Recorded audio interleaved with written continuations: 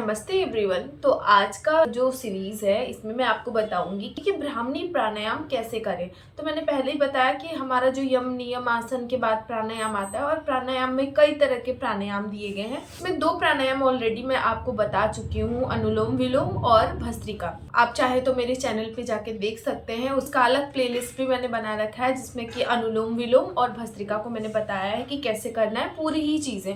Plus अलग से मैंने ये भी बताया कि प्राणायाम के क्या क्या फायदे होते हैं, किनको करना चाहिए किनको नहीं करना चाहिए, सारी चीजें। अब मैं आज आपको बताऊंगी कि भ्रामरी प्राणायाम कैसे करें, किसको करना चाहिए और इसके फायदे क्या क्या हैं।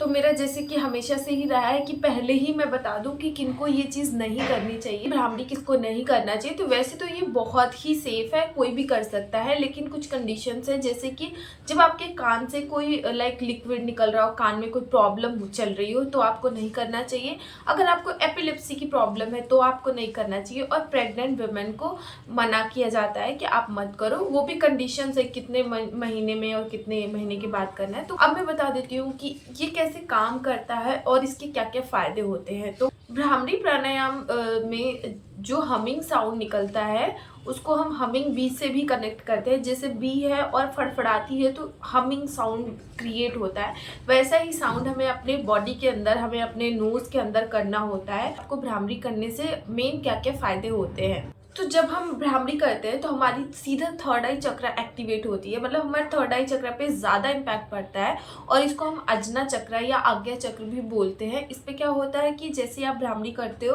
तो यहाँ जो पीनियल ग्लैंड होती है, पीनियल ग्लैंड से हमारा मेलाटोनिन नाम का एक हार्मोन जो सिक्रीज होता है, इसको बेसिकली हैप्पी हार्मोन भी बोलते हैं। कई सारे हार्मोन ऐसे हैं जिनको हम हैप्पी हार्मोन बोलते हैं, उसमें से एक मेलाटोनिन है जो पीनियल ग्लैंड से सिक्रीज होता है। इसके सिक्रीज होने से हमारी बॉडी के बहुत सारे ऐसी चीज़ें हैं जो सही रहती है। जैसे हमारा अगर बीपी फ्लैक्चुएट हो रहा है, बहुत हाई बीपी है, तो वो नॉर्मल या बैलेंस में रहता है। पीरियड्स की प्रॉब्लम अगर महिलाओं को है तो वो सही रहती है, उसमें कोई दिक्कत नहीं आती है। ज़्यादा आप इरिटेटेड रहते हो, गुस्से में रहते हो, तो उससे आपको भ्रामरी करना चाहिए, आपको अच्छा रहता है। प्लस जब आपका ये मेलाटोनिन सिक्रीज होता है तो आपका स्लीपिंग पैटर्न, आपकी नींद अच्छी आती है, आप अच्छे से सो पाते हो।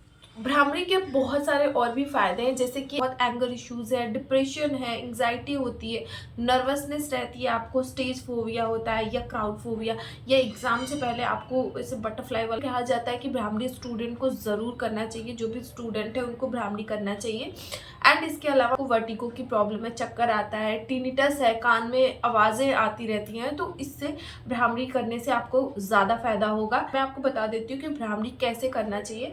वैसे तो एडवांस लेवल में भ्रामरी में 2 मुद्राएं लगती हैं, एक हमारी नॉर्मल शंख मुद्रा या शंख मुखी मुद्रा, और दूसरी हमारी जो है वो लगती है खेचरी मुद्रा। खेचरी मुद्रा बेसिकली क्या होती है, बहुत एडवांस होता है, और उसमें आपको अपनी टंग को अपर पैलेट में लगा के करना होता है प्रैक्टिस। और वो धीरे धीरे जब आप प्रैक्टिस करने लगोगे तो खेचरी मुद्रा आपकी जो टंग का ये टिप है, ये धीरे धीरे मुड़ के आपके गले में जो आपका ओपनिंग पॉइंट है उस पर पहुंच जाएगा। तो इसीलिए ये होता है बहुत एडवांस लेवल। तो इसको बेसिकली हम नहीं करेंगे, हम नॉर्मल बताएंगे। मैं आपको नॉर्मल बताऊंगी कि आपको कैसे नॉर्मली करना चाहिए। वैसे तो मैं इतने पार्ट में बता चुकी हूँ कि जब भी आप कोई आसन प्राणायाम जो भी बैठ के कर रहे हैं तो उसमें आपके स्पाइन, आपका शोल्डर ओपन होना चाहिए, पीछे की तरफ रोल करके, नेक आपकी सीधी होनी चाहिए, स्पाइन आपकी बिल्कुल सीधी होनी चाहिए, स्ट्रेट होनी चाहिए, चेस्ट आपका बिल्कुल खुला होना चाहिए।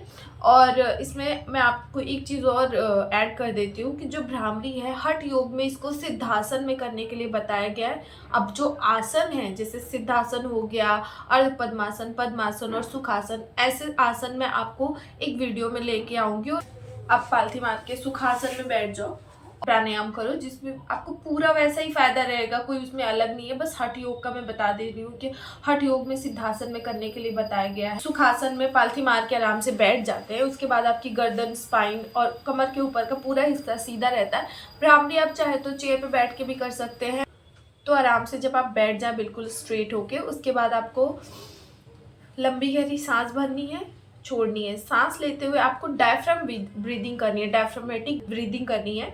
वो कैसे होती है, जब आप इनहेल करेंगे तो चेस्ट फूलेगा और आपका जो डायफ्राम है वो ऊपर की तरफ आएगा। इनहेल करके देखिए, किया, चेस्ट ओपन हुआ और डायफ्राम ऊपर आएगा। इसके बाद आप क्या करोगे, सांस को पूरी तरह बाहर छोड़ दोगे। ये हुआ, हमने पहले वार्म अप किया कि हम भ्रामरी की तैयारी कर रहे हैं। कोई भी प्राणायाम करने या करने के बीच में आप लंबी गहरी सांस लो और छोड़ो। इससे होता क्या है कि वो आप एक उसको स्टॉप करते हो और वहाँ से फ्रेश स्टार्ट करते हो, तो उससे आपकी ब्रेथ काम हो जाती है। अगर जो भी चीज़ हम कर रहे हैं उस पर थोड़ा रिलैक्स फील होता है। इसके बाद आपके जो हैंड्स हैं ये हम हाथों से बनाएंगे शंख मुद्रा, ये शंखमुखी मुद्रा। तो अपने जो थंब है हमारे कान के ऊपर, ये एक पैलेट जैसा होता है, दैट इज कार्टिलेज, और इसको हम ट्रेगस बोलते हैं। जो हमारे कान के ऊपर एक ये बाहर की तरफ पर्दा होता है, कार्टिलेज और ट्रेगस। तो ट्रेगस को आपको अपने थंब से ऐसे प्रेस करना है और अपने हाथों की मुद्रा में आपको दिखा देती हूँ बना के, फिर मैं आपको समझा दूंगी कि कैसे करना है।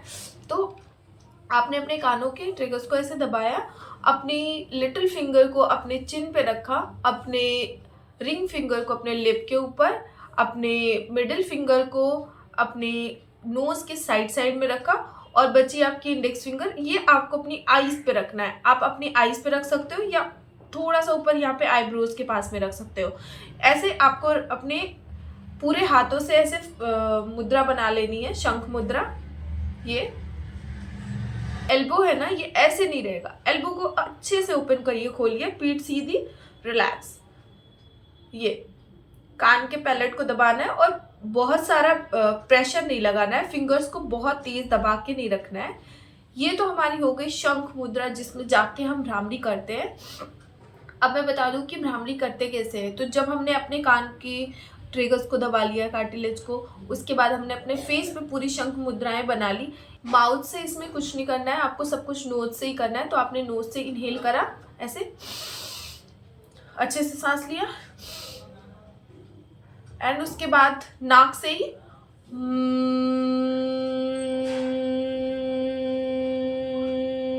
ये हमिंग साउंड, वाइब्रेशन क्रिएट करना, और इसी वाइब्रेशन से आपका पूरा नर्वस सिस्टम एक्टिवेट होता है।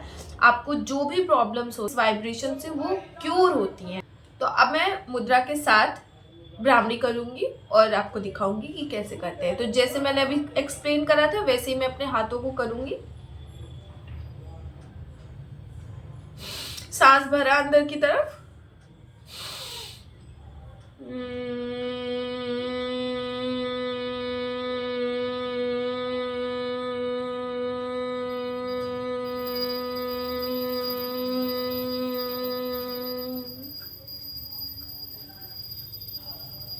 तो जब आप भ्रामरी करते हैं तो आपके पूरे नर्वस सिस्टम में वाइब्रेशन क्रिएट होती है और जिसकी वजह से आपकी बॉडी के अंदर आपका ब्लड फ्लो अच्छा होता है, आपके ऑक्सीजन लेवल अच्छा होता है। बता देती हूँ कि भ्रामरी जो है वो आप मॉर्निंग में तो कर ही लें, मॉर्निंग में बल्कि अवॉइड करें, क्योंकि फिर ये आपको आपकी बॉडी में ना रिलैक्स फील कराता है। तो आप सोने से पहले, मतलब खाना खाने के पहले या फिर खाना खाने के 3-4 घंटे के गैप पे अगर आप सो रहे हो तो उस टाइम पे आप भ्रामरी करके सो, आपको बहुत अच्छी नींद आएगी। बस ये ध्यान रखो कि आप अगर पूरे दिन आपको रिफ्रेश और एक्टिवेट बॉडी को रखना है, एक्टिव रहना है, तो आप सुबह सुबह भ्रामरी अवॉइड करो।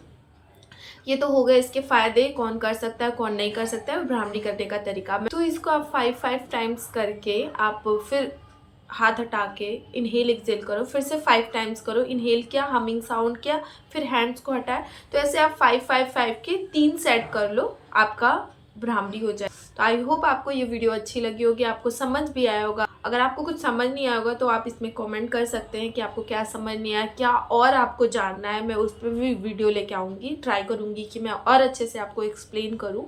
तो तब तक के लिए बने रहिए, देखते रहिए मेरा चैनल। नमस्ते।